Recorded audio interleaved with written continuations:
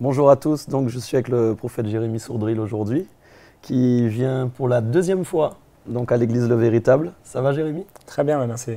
On est vraiment content de t'avoir reçu aujourd'hui. Donc déjà, qu'est-ce que tu as pensé de cette journée, de cette matinée à l'église?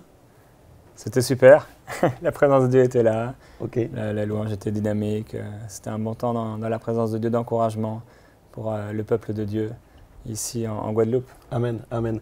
Alors on a eu ce thème, on a dit qu'on était dans la saison du mois de la considération, voilà, considérer, examiner, valoriser. Et on a parlé donc de considérer la victoire, voilà. Qu'est-ce que tu pourrais dire en quelques mots sur le fait de considérer la victoire, justement par rapport au message que tu as prêché aujourd'hui? Considérer la victoire, c'est, je crois, avant tout considérer la parole de Dieu. Ce que nous dit Dieu dans les Écritures, il a fait de nous des plus que vainqueurs. Tout à fait. Et ça, il faut réussir à pouvoir s'approprier ce que dit la Bible à ce sujet. Oui, oui. Aujourd'hui, j'ai encouragé les gens à persévérer, Amen, amen. à continuer de garder courage, de garder la foi, même si toutes les circonstances peuvent paraître contraires, en prenant l'exemple un peu des anges qui, plusieurs fois, même Dieu, a encouragé un ange par des paroles bienfaisantes. Oui. Dieu est là pour nous encourager par des paroles bienfaisantes. Et je suis parlé de, justement, cette parole de Dieu qui vient, lorsqu'on la médite, crée en nous la patience, la persévérance, et elle nous donne de la consolation. Et cette parole de Dieu-là, elle nous fait marcher dans ce que nous sommes réellement, la position dans laquelle Dieu nous a installés, c'est une position de plus que vainqueur. Ça veut dire qu'on n'a même pas combattu, mais Dieu fait de nous des plus que vainqueurs. Amen, amen, amen, amen. Très bien. Alors, concernant la Guadeloupe, puisque je crois que c'est ton deuxième voyage, c'est ça, hein? Si on dit, non, même troisième cette année. Voilà, troisième cette année. Waouh, la Guadeloupe t'a vraiment appelé. Qu'est-ce que tu peux nous dire, notamment sur notre région donc de la Basse-Terre, et plus précisément Saint-Claude où nous sommes? Est-ce que tu peux nous dire ce que tu ressens? Qu'est-ce que Dieu t'a déjà dit par rapport à cette île? Est-ce que tu ressens des choses spéciales? Voilà. Alors, en arrivant dans l'avion hier, j'étais les dernières secondes avant d'atterrir. J'ai eu cette parole, montagne, tu seras aplanie. Wow. Donc, je crois que le Seigneur va aplanir, va baisser certaines montagnes d'orgueil qu'il y a ici sur l'île, avec certaines principautés. Je ne sais pas si c'est au niveau de la politique ou quoi, mais des gens qui se sont élevés au-dessus de la connaissance de Dieu, que le Seigneur va abaisser, mais aussi d'autres qui sont peut-être dans des vallées, et que le Seigneur va remettre droit, des gens qui souffrent, les croyants en fait, qui prient, et la parole de Dieu nous montre que ces gens-là qui souffraient dans l'Ancien Testament, les différentes alliances, qui priaient à cause des péchés qu'ils voyaient dans leur ville ou dans leur région, le Seigneur leur a fait justice. Au bout d'un moment, la prière fervente du juste, elle est efficace. Je pense que le Seigneur va amener un aplanissement pour toucher cette île. Et par rapport à Saint-Claude, j'ai eu l'occasion d'aller annoncer l'Évangile pour mon mission Go. Tout à fait. Et donc j'ai vu un peu ce que j'ai aperçu dans différentes îles où il y a une culture qui est religieuse, mais les gens sont très loin de Dieu pour en tout cas plusieurs d'entre eux. Alors il faut trouver la façon de pouvoir les approcher dans l'amour en leur montrant un exemple d'amour, c'est par nos actions, je crois, plus que par nos paroles qu'on va pouvoir toucher le cœur des gens. Tout à fait. Être un enfant de Dieu à travers une vie quotidienne. C'est gloire à Dieu pour l'évangélisation qui se fait dans des sorties particulières. Mais je pense que la façon avec laquelle on peut vraiment briller comme des flambeaux dans ce monde, c'est d'une manière quotidienne. Amen. Donc Dieu a un plan pour la Guadeloupe, c'est sûr. Amen, amen, oui. C'est certain. Et gloire à Dieu pour les églises qui sont établies, les croyants qui marchent fidèlement et qui continue de porter du fruit. Amen. Qui cherche à porter du fruit. Amen. Alors justement, pour rebondir sur ce sujet, alors nous, effectivement, à l'église Le Véritable, c'est une église qui a 8 ans, aujourd'hui. Et donc, ce n'est pas forcément la plus grosse communauté. Voilà, nous sommes une centaine de membres à peu près. Donc, on travaille pour l'avancement du royaume, forcément. Et c'est vrai que moi, je ressens, en fin de compte, depuis quelques mois, un réveil. En fait, je sens que le Saint-Esprit m'a convaincu qu'il y a un réveil qui arrive. Et c'est vrai que bon, quand on a cette pensée, qu'on a vraiment la conviction, qu'on a cette vision sur son cœur, on y croit. Après, on ne voit pas forcément les choses tout de suite, voilà.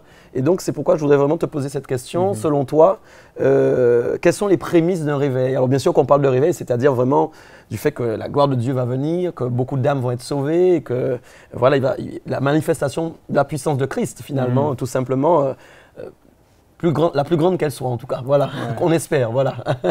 Alors, en lisant le livre d'un revivaliste très connu, Charles Finet, qui a qui a vécu plusieurs réveils, des réveils importants. Oui. Il expliquait que les prémices du réveil sont, bon, il y en a plusieurs, mais il dit déjà premièrement quand les prières des croyants ne sont faites presque qu'en faveur du réveil. Donc quand les croyants dans une assemblée ou dans une région on commence à écouter leurs prières et on voit que leurs prières ne sont que pour le réveil, en faveur du réveil. En fait, leur cœur à ces frères et sœurs sont attirés, ils sont poussés par le réveil. Alors il dit on peut s'attendre à un réveil. Il dit aussi quand le prédicateur ou les prédicateurs commencent à prêcher de manière à ce que le réveil arrive, à réveiller les cœurs, à prier pour que les perdus soient sauvés. Quand ils mettent l'accent là-dessus, alors on peut s'attendre à un réveil. Il dit également quand les chrétiens commencent à confesser leurs péchés, que ce soit de manière publique ou les uns aux autres, il dit que là encore on peut s'attendre à un réveil parce que ce sont des fruits du réveil. Très bien, très bien. Il donne plusieurs indications. Il dit que par exemple, si les croyants se donnent, donc travaillent de tout leur cœur, de toute leur force, en faveur d'un réveil, alors on peut s'attendre à un réveil. En fait, dans son livre Les réveils religieux, il donne l'exemple d'un paysan. Et en fait, il dit que c'est la même chose avec le réveil. C'est que si on se donne les moyens, comme un paysan qui va labourer la terre, etc., qui va semer et qui va planter, le Seigneur va arroser. Bien sûr. Mais que la plupart du temps, on n'a pas de réveil parce qu'en fait, on ne s'y attend pas réellement. Et si on s'y attendait réellement, on serait en train d'agir pour le réveil, on serait en train de prier pour le réveil, on serait en train de prêcher sur les réveils. Et si on fait ça, et de renoncer à notre vie, il est certain qu'on aura un réveil. Bien sûr, bien sûr, bien sûr. Amen, amen, waouh. Ben, ça donne de l'espoir, parce que je pense que ce sont des choses qu'on met en pratique actuellement à l'Église, évidemment. Alors justement, de ce fait, on a créé une association qui s'appelle Passionnés pour Jésus, qui va aller évangéliser vraiment dans les rues, dans les communes. Et vraiment, la pensée que j'ai reçue, c'est d'aller à l'assaut des zones peu sensibilisées ou non sensibilisées. Pourquoi? Parce qu'on constate effectivement qu'en Guadeloupe, il y a la Grande Terre, la Basse Terre, comme tu as pu voir, l'île Papillon. Et c'est vrai qu'il y a une forte communauté d'églises en Grande Terre, mais que sur la région de Basse Terre, il faut le dire, très peu. Et même il y a des zones carrément où vraiment on sent que l'évangile n'est vraiment pas propagé ou alors très très peu. Donc c'est vrai qu'on a reçu cette vision d'y aller en fin de compte. Et c'est pourquoi l'année prochaine, avec cette association Passionnés pour Jésus, on va aller dans les communes et avec un système très très simple, qui n'est pas forcément coûteux mais qui est simple, comme Jésus a fait les choses en simplicité, mais parler de Christ, voilà, à l'extérieur, prier pour les gens qui ont des besoins. Et on a eu une première opération qui s'est faite en centre-ville de Basse-Terre, où d'ailleurs Cospiel était là et notamment Célia Doris aussi. Et ça a été vraiment formidable. On a eu une quinzaine d'âmes qui se sont converties. On a vu des témoignages de guérison aussi. Et c'était bien. Et là, on va renouveler en fin de compte, notamment en fin d'année. Et donc, je pense que les mots que tu as dit sont des choses qu'on veut apprendre aussi pour vraiment aller plus dans la prière de Dieu du réveil, prêcher encore plus sur ce sujet et aller de l'avant avec Jésus pour ses projets, hein, vraiment. Ouais, c'est un super projet. Hein, Je pense qu'il faut faire comme le Seigneur faisait, hein, aller de lieu en lieu et faire du bien.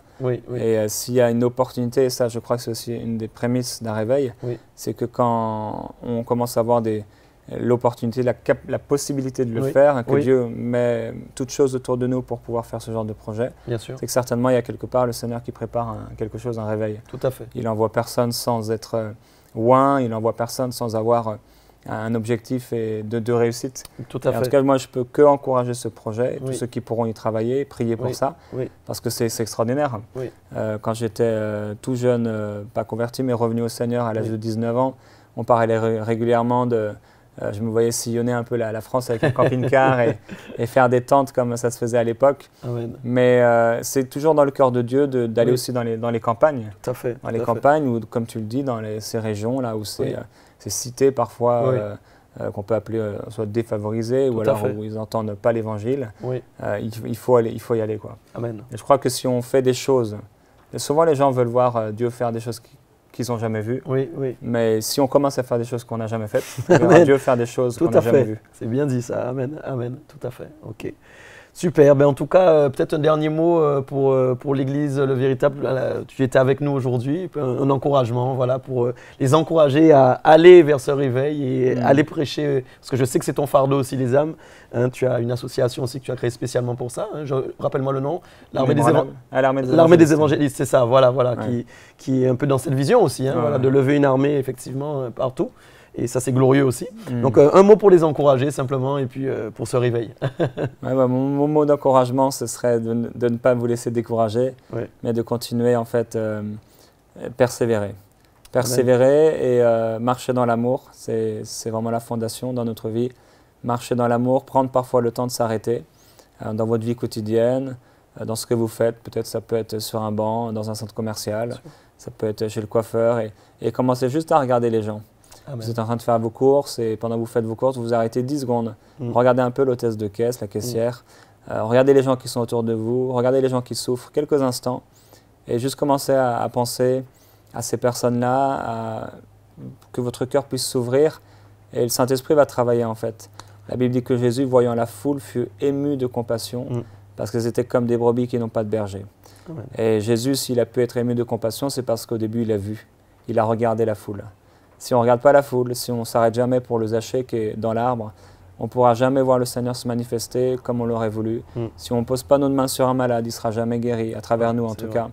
Donc il faut qu'on puisse être en mouvement, en action, marcher dans l'amour, ouvrir nos yeux sur l'individu. Le réveil, ça commence par une personne. Amen. Et c'est vrai que quand on cherche un réveil, quand on désire un réveil, on s'attend à des foules, à voir des foules. Mais le réveil commence par une personne. C'est déjà vous, le réveil. Amen. Amen. Mais c'est déjà aussi regarder une personne autour de vous et commencer à l'aimer, commencer à lui faire du bien. Et même si les cœurs sont durs, plus les cœurs seront durs autour de vous, plus ça vous permettra de marcher dans l'amour. Et c'est ce qui triomphe du monde. Notre foi, c'est ce qui triomphe du monde. Amen. Et lorsque nous continuons à partager l'Évangile, à aimer les gens, on est en train de démontrer une foi.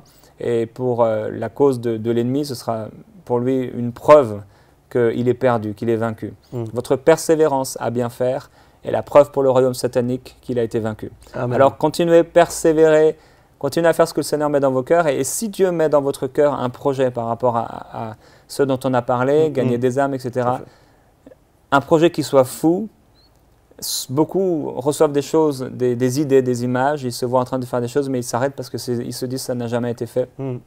Commencez à faire cette chose-là. Si le Seigneur vous appelle à faire un truc qui est complètement fou, qui paraît être presque même stupide, une folie selon les hommes, certainement le Seigneur va se manifester, se glorifier à travers vous. Donc faites quelque chose de particulier, d'unique, selon l'inspiration que le Seigneur vous donne et ne baissez pas les bras.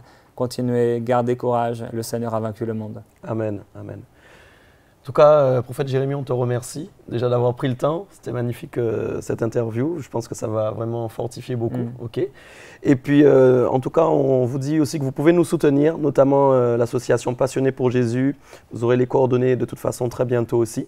Et si vous aussi, vous voulez nous rejoindre pour aller à l'extérieur, pour apporter la bonne nouvelle, vous serez bien sûr les bienvenus. C'est le royaume des cieux qui doit avancer sur la terre et nous sommes tous ensemble pour y arriver. En tout cas, merci en tout cas à tous. Soyez encouragés. Puis on vous dit à bientôt. À bientôt.